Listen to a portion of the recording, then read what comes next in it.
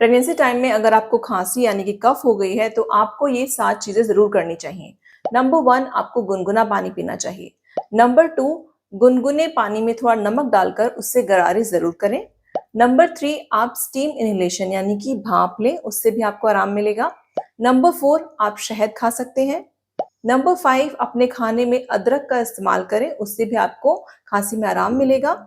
Number 6, जब आपको खांसी बहुत ज्यादा है उस टाइम पर आपको ज्यादा रेस्ट करना चाहिए, ज्यादा सोना चाहिए। और नंबर 7, खांसी ज्यादा होने पर डॉक्टर ने जो आपको प्रिस्क्राइब की हो वो कफ सिरप आपको पीनी चाहिए। तो क्या आपको प्रेगनेंसी टाइम में खांसी हुई थी और आपने इसके लिए क्या किया था? कमेंट बॉक्स में लिखकर बताइएगा।